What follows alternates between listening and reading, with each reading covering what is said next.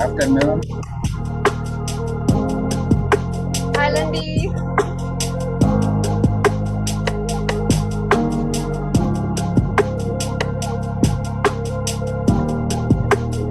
Redden from Windhoek. Thank you, Redden. Lovely to have you here.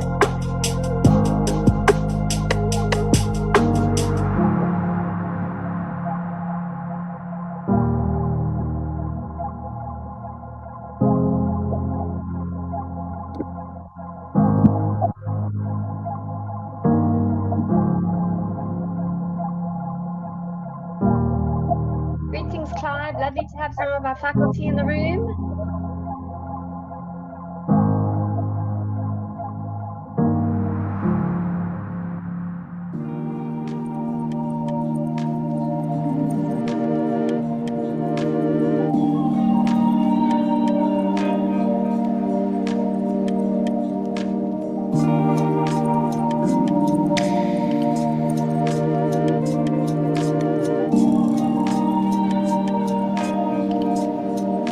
Welcome, Barnes and Reno.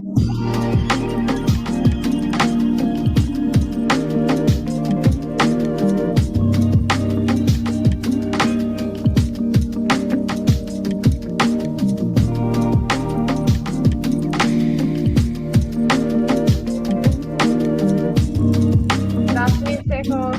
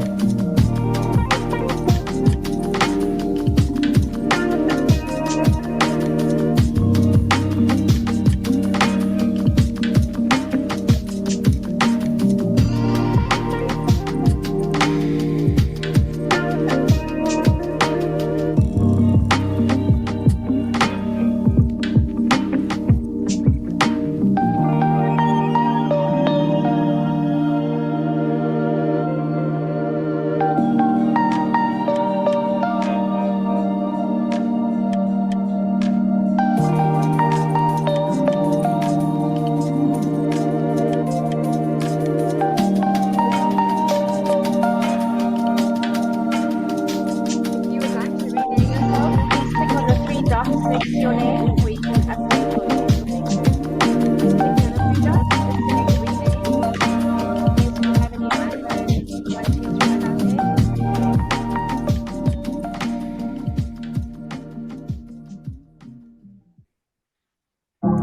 And are we starting? It's 3 o'clock on my time, on my clock. All right, so let me take it away. Good afternoon, everyone, and welcome to the very first webinar in the era of Accelerated Change series hosted by Stellenbosch Business School Executive Development.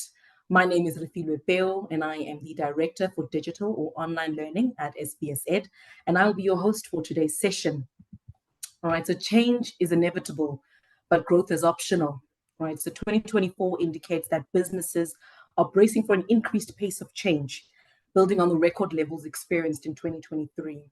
Geopolitical forces, accelerated climate disruptions, dynamic social and consumer habits, and real-time AI advancements means that now, more than ever before, businesses need to be agile and adaptive. Over the course of the year, we are hosting a series of Power Hour webinars focused on the concept of change within 4 key areas of business today, namely AI, risk, as well as strategy and leadership. But today, ladies and gentlemen, is all about AI and tech disruption, with AI being a primary accelerator of change in Africa. Despite recognizing its potential, many leaders, including us at SBS Ed, feel somewhat unprepared for technological shifts, which brings us to one simple question.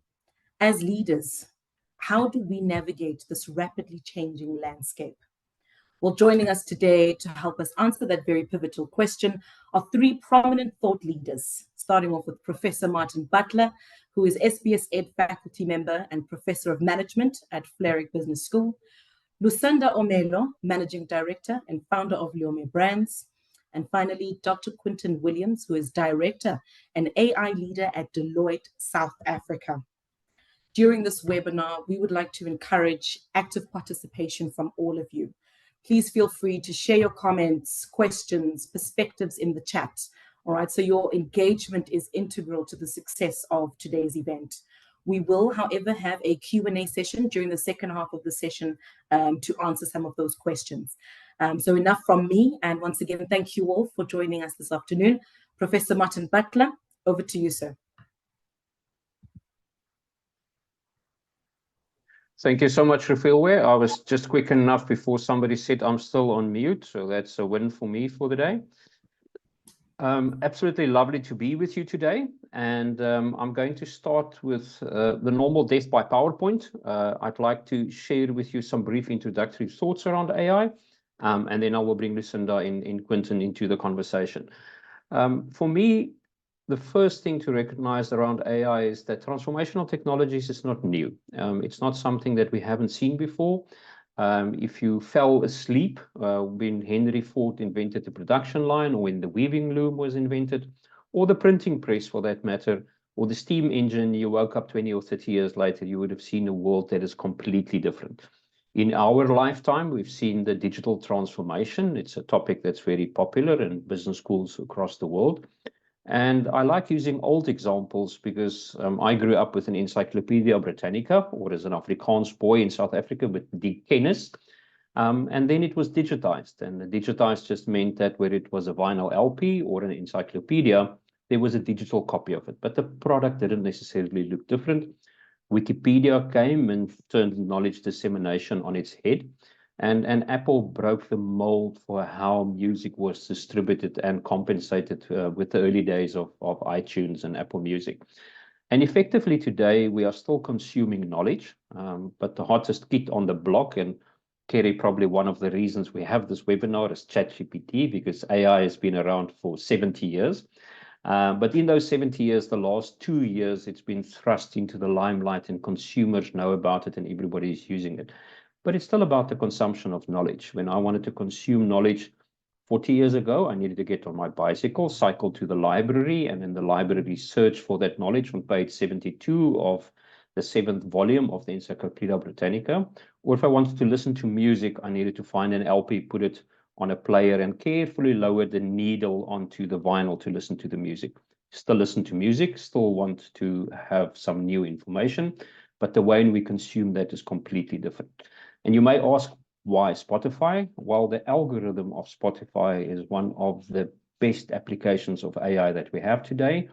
And it harnesses your information, not just the music that you're listening to, way beyond that, the digital crumb trails that you are leaving on the internet. It is harnessing that to make sure that it has the best possible music that it could recommend to you. And no presentation around AI or digital things would be complete without a trend graph that shows exponential growth. So I have obliged, I have a trend graph that shows exponential growth. For me, the best source of information around the AI is the artificial intelligence report from Stanford that came out a month or two ago. It's an annual report filled with really, really interesting information. And this one caught my eye. If we look at the number of patents in the world of AI, that would now be the likes of Spotify and many other organizations that's patenting their application of AI. We see that it's currently going through an exponential growth, which tells us that we're in the early phase of a technology that is going to have a transformational power. And in meeting with Quinton and Lusanda earlier this week, she said to me, Martin, bring in something about Gen AI, because I love talking about Gen AI. And I said, of course, Lucinda, I will do that for you. And I used the most abused graph in the world of Gen AI. And that's the time to reach 100 users. But it is staggering viewing to see that technologies like Uber, Spotify, again, Pinterest, Instagram, took a couple of months, 70, 55, 30 months to reach 1 million users. ChatGPT, just one application of AI, reached that in 2 months. And it's truly mind-boggling that 100 million people started using a new technology 2 months after that technology emerged onto the business landscape. And this quote from Danny Langer says, it's at the transition point. It's crossing a chasm. The broader population sees the magic happening. And probably I need to remove that quote in a day or in a month or two, because we're probably closing there. I'd like to conclude by just looking at 3 myths around AI. The one myth that I often hear is that AI is mathematics or statistics. Second myth I sometimes hear, it's purely because computing power is advancing at exponential rates that we have this. And then the other myth is where people full of confidence tell us this is the end game. This is where AI is going. That's what it's going to mean to the world. And I love using the example of what is the easiest thing to do? Play chess, land a rocket upright, or to recognize a cat in an image. And that depends significantly on whether you're a human or a machine. As a human, playing chess takes us a little bit of time to develop. Landing a rocket on a drone ship took Elon Musk and a team of engineers decades to get right. But the average 3 or 4-year-old across the world can look at a cat and make a distinction between a cat and a dog. And that is the challenge that we're sitting within the world of AI, because ultimately there is the bounded reality, and I don't want to scare you showing you some mathematical formula that you've last seen at school, but you will all remember solving equations. When we solve equations, there's an absolute correct answer. Your mathematics teacher or algebra teacher is not going to accept an approximation when we work with exact things. And to a very large extent, that was the first 50 years in the 70-year development of AI, where we worked with exact sciences. We were looking for exact examples. And if you look at one of the first really prominent develops in the world of AI was in 1997, where IBM developed a computer that beat the world champion, Garry Kasparov. And the whole world was in awe because this computer beat Garry Kasparov. But the reality was it wasn't real AI. It was symbolic AI. It was complex number crunching that we needed, one of the most complex computers that the world has ever seen. But it was working with predefined options. So the Garry Kasparov could not necessarily do anything different from what the computer expected. It took us a full 15 years. 15 years later, we could feed an image of a cat to a computer, and it would do that which humans have been doing for centuries and millennia. It could say this is a cat or this is not necessarily a cat. But importantly, the thinking process was different. It wasn't a bounded reality. I could take any cat image anywhere in the world. I can take a picture from my cat now on my desk, feed it to the computer, and with increasing the levels of accuracy, it would tell me that is a cat.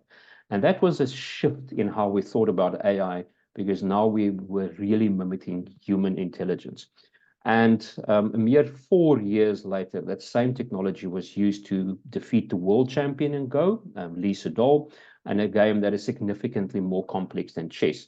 But importantly, this time around, the computer trained itself on playing Go by just being fed games of Go. It wasn't given the predefined outcomes before the time. And this is then what we call connectionist AI. We simulate the functioning of the neurons in the human brain. And although flying an aircraft or landing an aircraft is a very, very complex endeavor, there are mathematical formulae that tells us how that aircraft will behave. But when we're moving into the world of connectionist AI, if I'm giving a prompt to ChatGPT, if I'm asking generative AI or Midjourney to create an image for us, we have no idea of what to expect, because like a human, it mimics creativity and it creates things that it has not been asked to do before. Now, the other myth is that it's the exponential growth in computing power, and we all know the myth of the rice and how if you double something, and in the myth, the gentleman asked for a chessboard full of rice, and in the end, if you just double things 64 times, you get more than 1,000 times the annual rice production. And that's when things are growing exponentially. And it is true that computing power and storage power and transmission power has grown exponentially and is driving the AI transformation. But as really happened in the last decade, we've had exponential growth in the technologies really for 60 years. But in the last decade, the algorithms that approximate the human brain's behavior the neural networks, the training algorithms, all of these things we have developed significantly. And if we look at something like ChatGPT or our large language models, many of these things emerged within the last decade. So yes, there's more computing and storage power, but it's really the algorithms approximate the human mind that has changed significantly. And what this is leading to is an interesting future. We talk about artificial narrow intelligence, and artificial narrow intelligence is a computer that can play only chess, or it can perform one specific task, optimizing your supply chain or doing something. And it's really been around for quite a while. We're now moving into an era of what we call artificial general intelligence. And the artificial general intelligence is where it's starting to do things beyond that narrow band. It can do multiple things like a human being. And ultimately, in the future, we say there will be artificial superintelligence. It will be intelligence that is way beyond what we can comprehend today. And the short answer is, how will that look? We have absolutely no idea. Ray Kurzweil is one of the key authors in the Singularity, and all that we agree on is once we have seen it, we will be absolutely amazed, because currently with our current paradigms and mindsets, we have no idea where all of this is going to end. I want to wrap up, and before I start asking some questions to Lusanda and Quentin, I want to leave you with, for me, one of the most powerful frameworks that I love using in my classrooms, and it's Amara's Law. And Amara's Law basically states that human thinking is linear. We deal with time linear. We deal with so many things linear that we are conditioned to think linear. And we think that progress is always going to be linear. Whether I'm walking, I'm jogging, or I'm running, I cover distance linear. My watch is going linear. But the world of technology does not work in a linear fashion. We always see these exponential growth spurts. And what that does to us in any environment, in societal environment, in a personal environment, and in a business environment, is we quite often overestimate the impact of technology in the short term. We look at the Jetsons on television and we want to have flying cars. We looked at Rosie cleaning the house and we want to have working robots. And over a period of time, we become disillusioned. We're saying this technology is not achieving the performance objectives that we had in mind, because the technology takes a long time in this incubation phase. Artificial intelligence, really about 60 years. From 1950s, 1960s, the coins were turned. In 1970s, the investments took a downwards turn. In the 1980s, it picked up again. But it took about 60 years in this incubation phase until it started accelerating about a decade ago as computing power increased, but the algorithms increased as well. And what we then find is that there's this period where it starts doing the things that we expect it to do. And often we underestimate the future, because as it is continuing with its exponential growth, we think that it's going to go exponentially. And that's the phase that we are living in today. We are living at this crossing moment where we still maybe are slightly underwhelmed. We're surprised about ChatGPT's hallucinations. We see that it's not necessarily doing what I wanted to do. In other instances, we become amazed. And we're at this crossing point, which says somewhere 5, 10, or 15 years, when we have a webinar like this, Kelly, we will be absolutely amazed. We will be astonished. We would not have dreamt today about the things that it could do for us. But you're not here today to listen to me.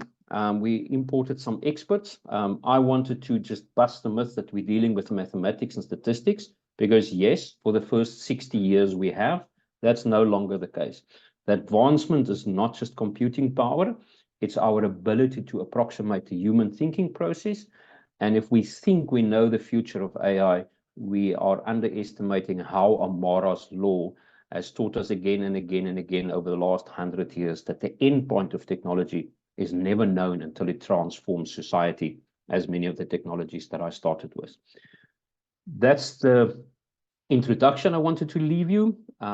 Moving forward, I'm now going to ask Quentin and Lusanda to join me.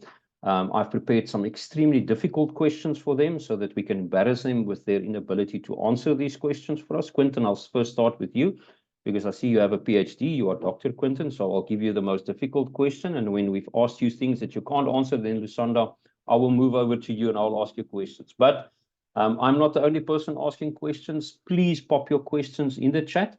All three of us are here for your questions, and the better questions and the more questions you ask, the more interesting the conversation can be. I have to warn you, I have another 10,000 slides on my laptop, and unless you ask good questions, I will revert back to death by PowerPoint, and I will do another 100 slides to put everybody to sleep. Right, Quentin, let's start with you. Okay. And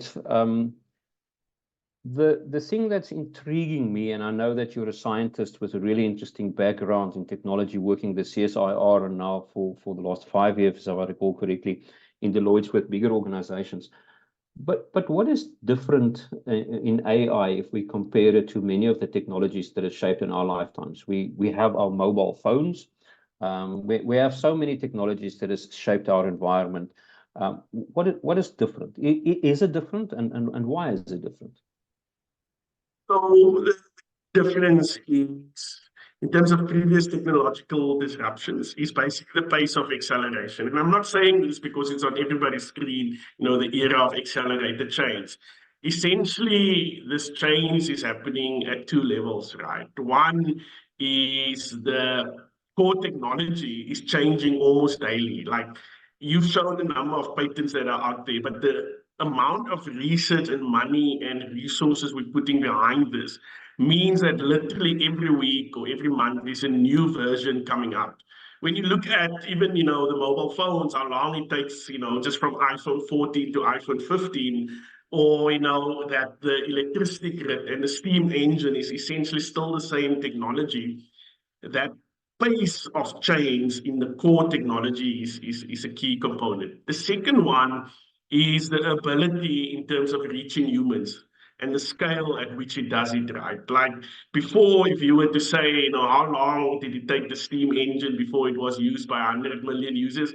I don't know. It probably still hasn't reached that number, right? Where you just showed us it did that in 2 months. So that fundamental difference in terms of that accelerated pace is important, but it's also too important to know that AI is now actually trying to duplicate a key function of us.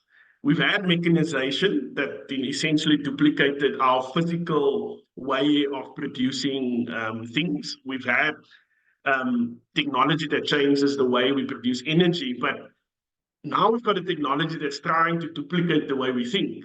And that is another thing that really gets to the core of asking the question what we are as humans and how we think. Perfect. Thank you so much.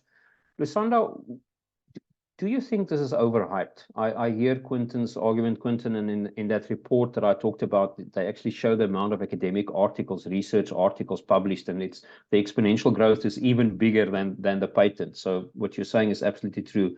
But Lusanda, do you think we're running away with this? We have a tendency in the technology world, if we think about the Gartner hype cycle, do you think it's overhyped, or do you think it's really going to have this transformational impact on society? Oh, definitely not overhyped, Martin. As Quentin did mention, that we are in an era of rapid growth, right? This technology is growing at such a rapid stage, at such a rapid rate that it is almost overwhelming us as humans. It's not going away, but I think it will continue to expand and improve on a daily basis, like Quentin has just said. It also brings certain immense benefits to us as humans, and I think it's definitely not going away. We're going to see an increase in the usage of AI in ways that we have not imagined. But I think what is important to look at as we move forward and as AI progresses, is its benefits that it will bring to us as business people, as humans, in fact. So, things like increasing of efficiency, customer service, different sectors as well that have benefited and are continuing to benefit from the rapid rise of AI. we're looking at education, we're looking at the health sector, over and above. And these are the kinds of remedies that we need for our society. So definitely not going back. We ain't going back. We're definitely moving forward, but need to find ways to make this work. And we also need to remember that AI is led by humans. So we're not out of control. So those are the conversations that we need to have to say, how do we make this work for our various industries and to have a better society? Fantastic. It's inspirational to listen to you. Before I go back to Quentin, Lusanda, you work more with SMEs. So you work more with SMEs, and often in the technology world, we found that SMEs were struggling a little bit to harness the power of technology. There was a capital investment. It was difficult to do that. Do you see it making an impact on the smaller organizations as well, those with a lower capital base? Do you think it's going to pass them by, or is there really an opportunity for your smaller clients? Oh, absolutely. What I'm finding is there are a few factors that AI needs to address, if I may call it that. So there's fairness, there's accountability, there's the privacy factor, as well as the transparency factor, right? So these are the conversations that we are currently having as we advance in AI. When I say we, I mean the base, which is the huge big business, which is the large language model. So what I'm finding is happening, Martin, is there's been an opportunity for small business to be able to leverage from these large language models. I'm seeing the growth in a lot of AI tools where there is great opportunity for small businesses to take advantage of. So definitely there's great opportunities there for small business. We are seeing opportunities where small business is now able to be better efficient in sales, customer service. We're better efficient in productivity in general, which is a great advantage to business. And I must also mention the cost factor. Yes, we can talk about labor and all those other factors, but there's definitely a cost factor, a cost benefit that business is starting to enjoy with AI. I think we'll get back to that cost factor. Yeah. We can't allow you to get away with that. Quentin, before we just beat the drum about all of these fantastic things, and it has many of these benefits that Lucinda has explained to us, what are the challenges? Are there limitations? Are we running away? Are we blind to? And the easiest one we can all relate to is the hallucinations of ChatGPT, where it would create academic references that never existed. Are there things that concern you? Are there limitations that you think that is currently swept under the carpet, or do you think we know about it and we're working on it? The limitations are probably related to the use of data, meaning, are there IP issues? Are the companies that's creating these technologies rightfully using that IP because they're using it to generate new things? And you'll see still a lot of those law cases are now popping up, right? Hollywood had a strike a few months ago, but that's just the start of it. And they didn't even fully settle the use of AI, right? So that concept of using AI to replace human functions is going to lead a lot to us actually debating where does humans fit and where does AI fit, right? They've just recently released a movie that was fully AI generated, right? So where does the actor's voice fit? Where does the actor's image fit? Where do I, as human, that still want to have a skill and produces my labor in a certain way, where do I fit? That's the kind of debates that the earlier we have it, the better for us in terms of the use of this technology to our advantage. And what we often do is we wait until it causes a problem, until the Hollywood actors strike. Then we want to start saying, oh, let's now have an AI bill and an AI policy, etc. Because of the accelerated rate of change, these are conversations we should have now. And because we know it's coming, it's no use waiting until, if I use a South African example, some big company suddenly replaces 1,000 people of their workforce with an AI. And I imagine what consternation that's going to cause in South Africa. And let's have those debates and discussions now, because there are limitations because of the data that AI uses, and there's limitations in terms of how we as humans trust the AI and use the AI. And those are the conversations we should have. Fantastic. And I think, Quentin, I remember reading the guild actors and when they were having their strike in Hollywood. And I think in the end, for me, what summarized it best is to say they placed the AI in the hands of those writing the scripts and not the movie houses. Because if the movie houses had full control, they would take these script writers out of the equation. And they said, we will embrace AI, we will use AI, we're not blocking it, we're not running away from it, but we'll put it in the hands of those that are doing the creative work with it to supplement their work as well. Lusanda, I'm returning to you in terms of the benefits. You work in SMEs and you have interesting things that you're doing for your clients. One or two examples, things that you say, this stood out for me. This is a client, and this is the value that they gain. You mentioned they save money or they would save time. Is it really true? In the early days of technology, we often fall in love with the technology and we just want to do it because it is there. I remember implementing web-enabled ERP systems 25 years ago when the internet was in its infancy. It had no inherent value because everybody was working from the office, but it was very important to be web-enabled. Is there value? Can you give us an example of the value? Absolutely. So one of the key services that my business offers is automation. So this process basically means to us as business people that we are in a place where we no longer work in silos, right? We are in a place where the whole business needs to work together, right? And that is one of the things that I am finding is one of the benefits that AI is bringing together in business.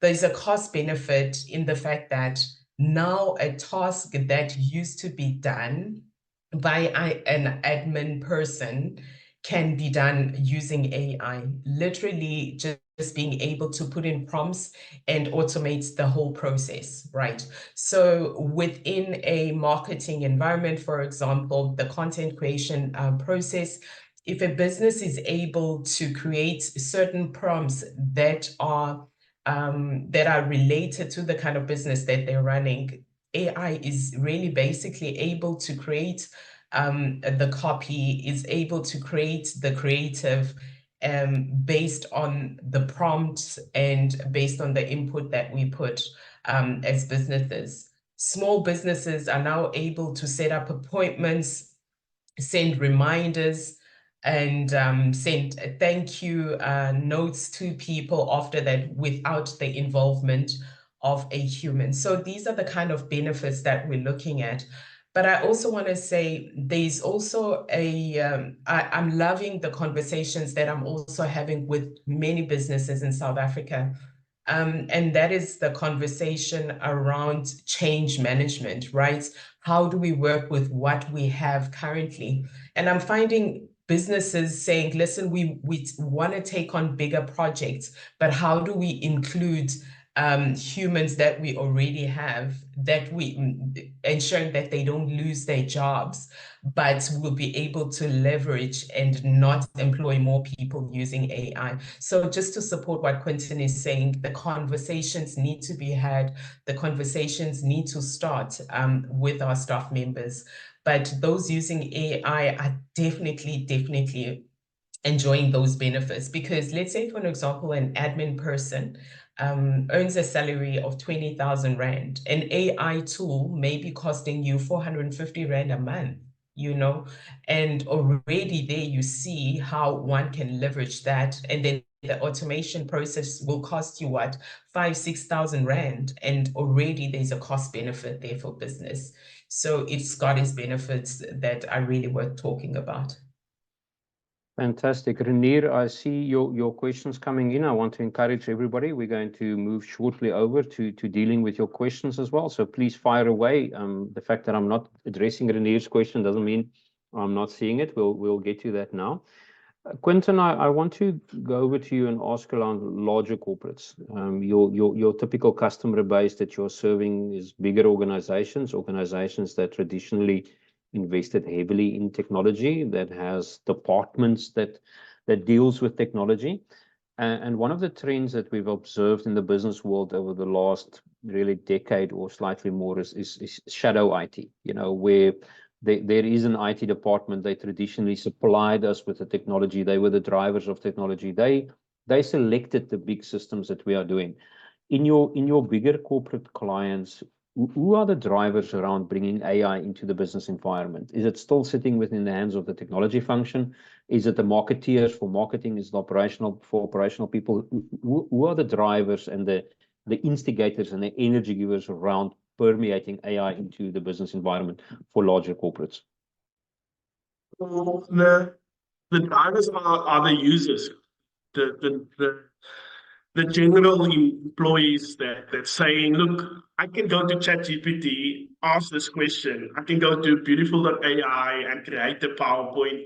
I can go and use this tool, and they do it already. That shadow IT, they're already going on there, and you've seen examples where that have gone wrong, right? In case of the Samsung employee that put some confidential information in ChatGPT. So again, it's the users that are saying, look, these tools are out there. I'm using them already. Like, you are now taking 3 months to come up with an AI policy, and another 6 months to choose a tool, and then another 4 months to go via procurement. Copilot is there, ChatGPT is there. Please accelerate. So they're still saying, it's the function of IT to come up with these policies and to, procure these tools. But the users are again asking for that accelerated change to say, here's the tools that I'm using. As a marketer, I'm going on to Midjourney and generating this content.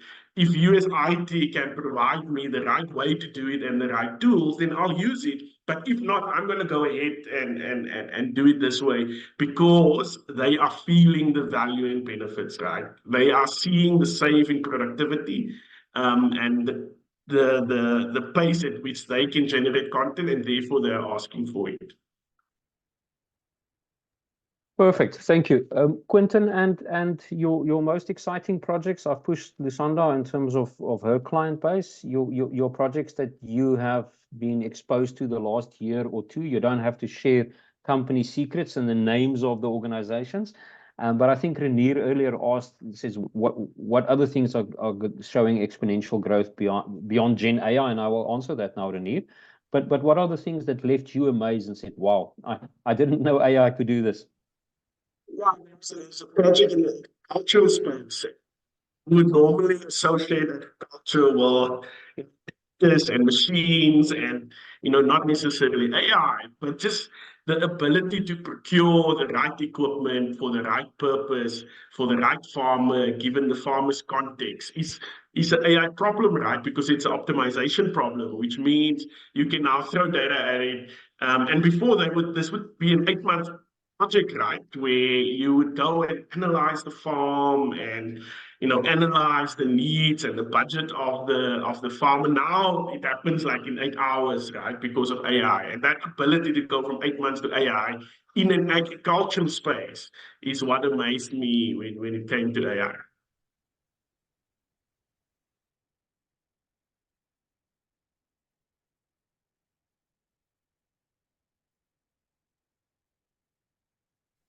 Quentin, thank you. I have the Zoom, your internet is unstable warning, so I hope you can still hear me. I had a little bit of a power failure here, something very unique to South Africa. And Sunda, I want to move to you and ask you around the continent that we are in. We're sitting on the African continent. We have seen examples of transformational technologies that took their time to permeate through the continent for us to get the value from that. Do you think AI presents an opportunity for us as a continent that are not always that well endowed with the capital to invest in all of these technologies? Is it an opportunity that we can exploit? I think absolutely. I love that question, Martin. There's great opportunities for the continent, but we can't deny the fact that this would then be a private and government initiative that will be needed in order for us to forge forward. We also can't ignore the current issues that we face as a continent in itself. You just spoke right now about our unique problem of access to electricity as South Africans, and we know that Africa at large has those situations that need to be dealt with. We have a situation in South Africa and Africa where you know, there's still certain regions that don't have access to ICT. They cannot, I know there's certain areas where I go home to the rural areas, there's no point in taking my laptop because even if I have a dongle, Vodacom won't work. So I think the starting point for us to be able to access these kinds of benefits and really improvements of our lives is to address the key and underlying issues that exist in our communities and our societies already. But in saying that, I read an article where I have seen how Kenya is currently using AI to be able to access education.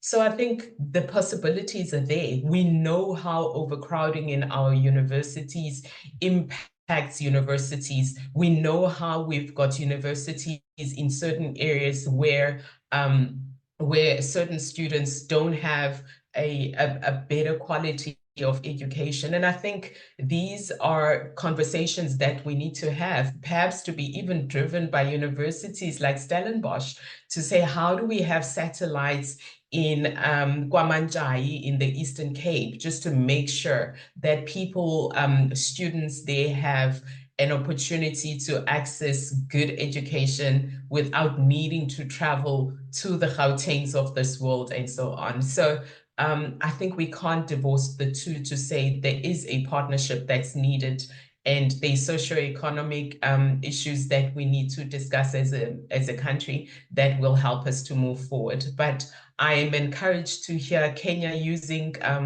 AI already. I'm encouraged by Zimbabwe that's also using AI to really forge forward with education. So there's opportunities there for us, definitely. Yeah, Alessandra, I think there's something in the water in Nairobi. I've never met a Kenyan with one business card. Every Kenyan always has two business cards. They are so entrepreneurial in nature. I absolutely love them, and they taught the world about mobile money and many other things. So I wouldn't put it past our brothers in Kenya to again show us how to really use AI. I'm putting up for questions, and Renier, I'm going to grab your first question or two before I throw over to the panelists. Your first question in terms of other spaces going through exponential growth. Really interesting, Renier. I will, when we are done with the webinar or when Refuwe speaks in the end, I'll just drop the link to the AI report. Machine learning, most definitely, and I appreciate machine learning is a driving technology. It's not an application, but machine learning most definitely going through exponential growth phases as well.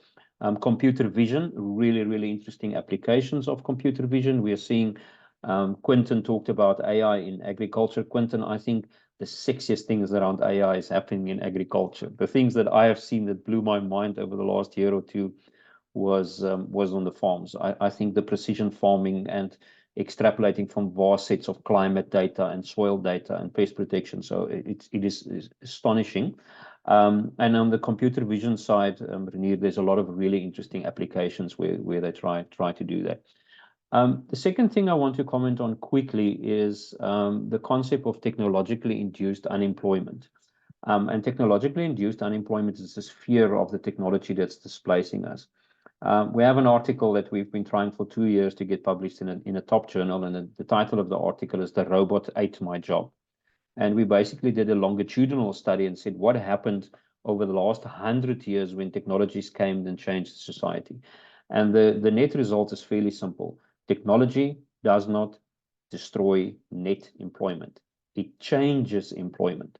So people with certain skill sets become unemployable, and other skills are in very, very high demand. Even in a country like South Africa with very high unemployment, we have a vast number. I spent this morning with a company desperate to fill certain technical positions, and they don't find people to do that. And that is what technology is doing. It's not a net destroyer of employment, and it places the obligation on us, Jane, Rafilwe, Perry, all of us, to ensure that we train people to have the right skills so that they can be employable. That's where the challenge is. It shifts the employment, and as educators, we have an obligation towards society to ensure that people have the right skill sets to do that. I'm going to go to Renier's question and say, what would you say is the biggest risk with AI in its current form? Renier, I think current form is a challenging one because it could take many perspectives. But Quentin, if you don't mind, if I throw that hospital pass to you, what would you say is the biggest risk with AI in its current form? Look, we know the it not necessarily generating facts. But for me, linked to that, the biggest risk is actually our ability to trust AI and to not put boundaries around it, right? So we as humans have the thing, if I ask a question to ChatGPT and I get an answer, then I believe the answer, right? There's a trust factor that almost comes with a digital system, which I believe creates a big risk for us as humans, right? Because we have that tendency to say, Copilot, generate this email, send, and I didn't even check it, I didn't validate it. We ourselves take ourselves out of the loop. And I think that's a big risk. And part of that risk is that we won't necessarily give AI the management of a rocket launcher, but I'm using that extreme example to say that when we do AI, don't forget about the boundary boxes, right? When you just leave AI open, we've seen what happens, right? What happens with this whole thing around the images with Gemini, and the other examples of where AI almost have gone rogue, given the data that it was trained on. And part of that is we only then afterwards put the boundaries on it and say, oh, okay, only generate images like this, or, don't curse, or, don't say anything that's derogative or anything like that. But when we think from my perspective as a technologist, that when I create AI, I must also think what boundary box must I put around it. Then I'm doing it responsibly, right? And the biggest risk for me is us trusting it implicitly and us not putting the boundary boxes around when we do create AI. Perfect. Thank you, Quentin. And I think humanity has a history of that. We're dealing now with global warming. We're dealing with, and the technologies that led to global warming were transformational. They were fantastic. They shaped society. But we didn't deal with the negative consequences at that particular point in time. And I also think that we're seeing some social deficiencies in current generations that social media brought in that we don't fully yet understand and compensate for. Lusanda, I'm going to go to you. Jessica has an interesting question.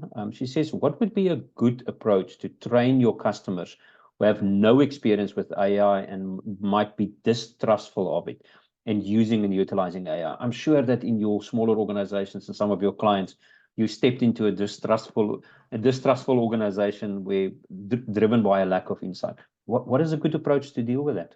That's such a stunning question. I think the first thing to do is to create trust, right? So AI will help you to be better efficient, better productive. So for me, I think the first thing is to really look at your business objectives, the processes and the flows of your business. Once we understand those parts, or those nodes, those are set by us humans, right? The business flows, the models, everything is set by humans. We then take a look at this and say, right, where are the problem areas? Based on this, where are the problem areas where we can implement AI to be able to assist us, right? Where are we lacking productivity? Where can we gain more time? what can AI include? I think the first thing is to create that trust. Once the business owner feels that they still own this business and there's no machine where you're going to press a button and automatically everything runs, and they feel part of the process, then it creates a sense of comfort. I'm finding even with staff members, once you work with Lusanda, I'm sorry to interject, but that's not new for us, eh? That we've all no, but as humans, we've always wanted to feel part of it. I think it's been that left behind. Yeah, yeah. I'm sitting here and I'm relating to what you're saying because I can see the fear is driven out of being left in the wake and not being taken along. Apologies, Absolutely. I very rudely interrupted you. Please continue. Oh, absolutely. So I think it's that trust, and we must remember we're dealing with the fear. There's a lot of noise. AI is going to take our jobs. If you don't understand AI, you're not going to be working tomorrow. Nobody's explaining human in the loop. No one is explaining the fact that the hallucination and everything else will be assisted by a human. So a human needs to understand this to be able to make sure that there's efficiency. So I think it's the trust factors, looking at the different workflows and saying, right, it takes us 8 hours to do this. We can buy time and do it in 15 minutes. You know, here's the benefit you're going to be getting as a business if we include AI in your business. Include everybody in the business.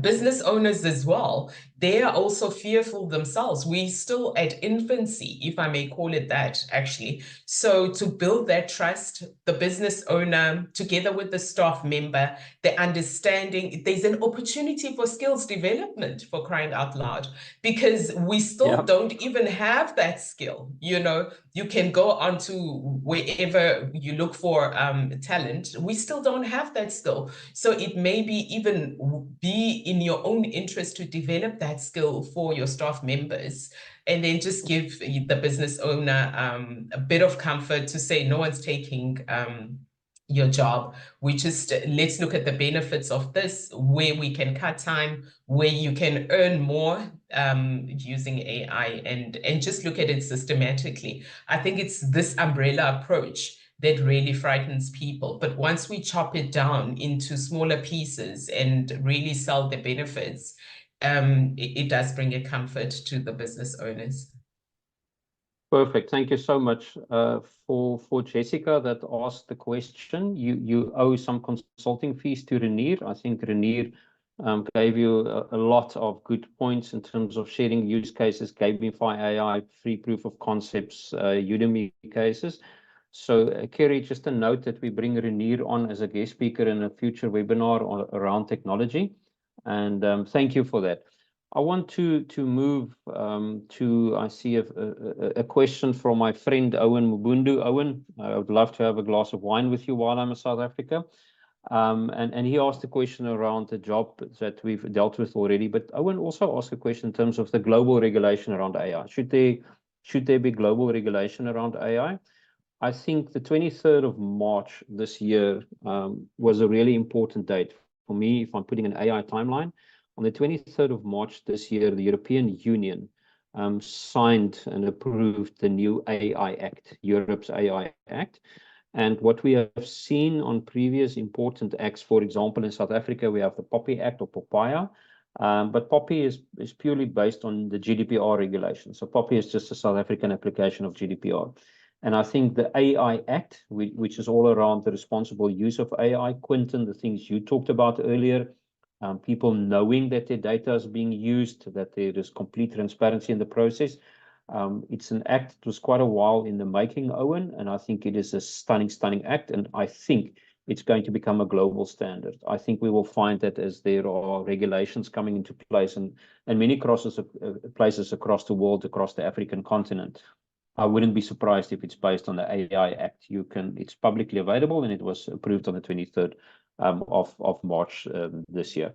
So, and as Renier said, there's also the ISO standards, and there are others as well, but for me, that's the most important one. I'm opening this one up, Lusanda, Quinton, for either of you.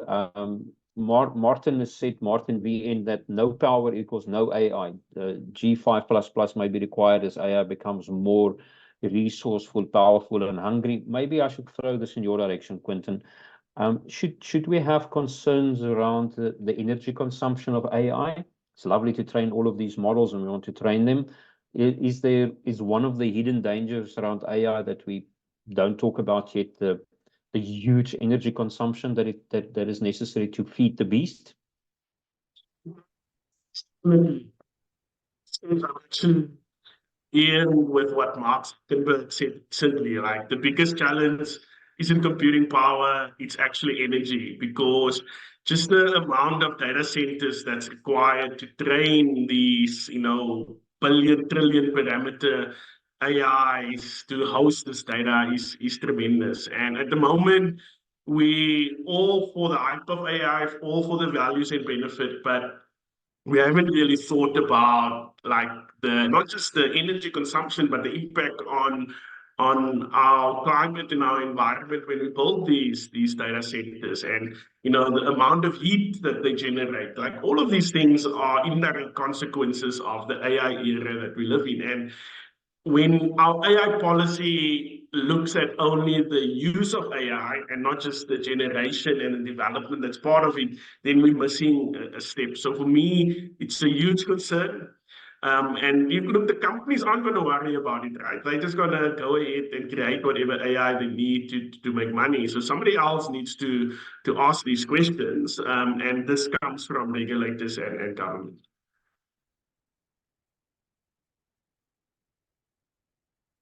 I got it before you told me I'm muted. I'm going to ask you for final thoughts from your side now, for a quick wrap up from your side before I hand back to Refilwe. But I want to comment on something that Johan has said. And Johan, I'm going to read. Sometimes there's chat, sometimes there are ebooks. This is more kind of the ebook one. It says, each industrial revolution does create and destroy jobs, but with each iteration, the intellectual requirement to be employable is higher. This is perhaps why some positions remain unfilled, and eventually we might all require a universal basic income grant, as a few people will be able to need to do the job.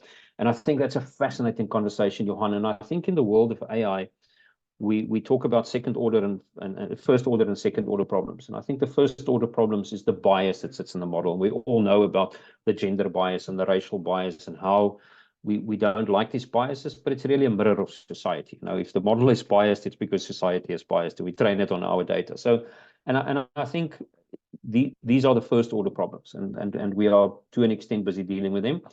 What I think what sits in our future in this curve is the second order problems. And what you are explaining, Johan, is I think in the history of humankind, there's always been a displacement of employment. But if AI is truly going to reach that endpoint of super intelligence and being completely different, there may be different societal systems. It's a little bit, driving in South Africa now, I'm reading the lamppost again because there's an election coming, and I keep on thinking of elections and the people that's electable all across the world. And I think democracy is a horrible system of governance, but it's still the best we have. So we believe in democracy because in spite of electing very poor leaders, it's still the best system we have. And I think in AI, we also need to shift our attention from these first order problems to the second order problems that you are talking about now. Quentin, I'm going to start with you, and then Sanda, I will conclude on your side. Your final thoughts. You have a captured audience here.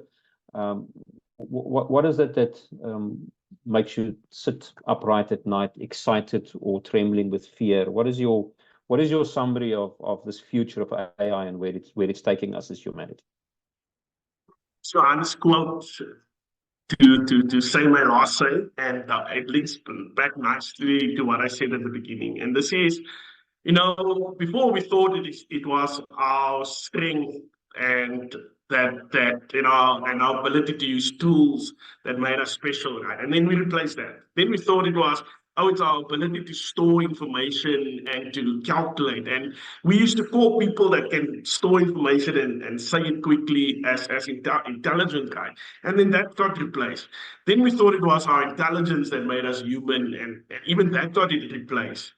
Then we thought it's our creativity that made us humans. And now, with generative AI, that's being replaced.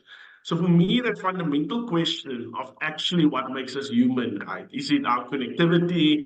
Is it some soul that we have that allows us to think abstractly beyond just the sort of, calculations and processing and intelligence that we think are intelligent?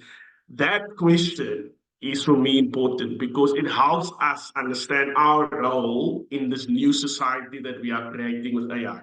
Like 5 years down the line, our world and our society would look different because we're going to produce stuff differently, we're going to work differently.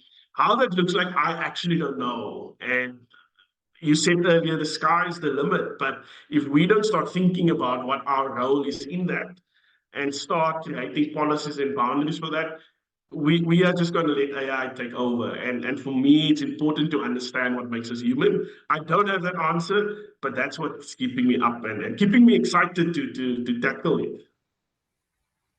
Quentin, I have very good news for you. I have a partial answer. I think our ability, human, is to enjoy a cold Zamalek and a lovely pinotage.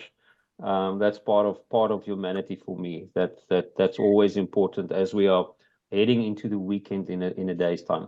Lusanda, a final word from you. Yes, I think for businesses, specifically small businesses, I think this is our time. We may have these various issues that we are facing as a society, as South Africans specifically.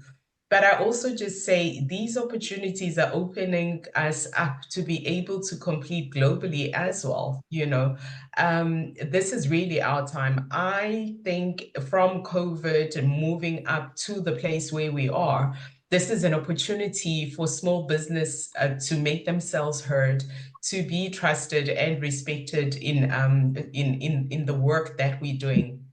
We are now able to be better at servicing our customers. We are now able to grow our businesses faster. We're now able to take advantage of opportunities that exist. And I'm super excited about it because we now have power in our own hands without the need to have huge resources to support what we're doing. And I really think we shouldn't sleep on it. I'm so passionate about it. I think this is something we need to shout out to say there is an opportunity outside of just employment. There is huge opportunity in how we take our degrees, we take our education and learning and really put it down to come up with solutions. It's really an opportunity for solutions for us.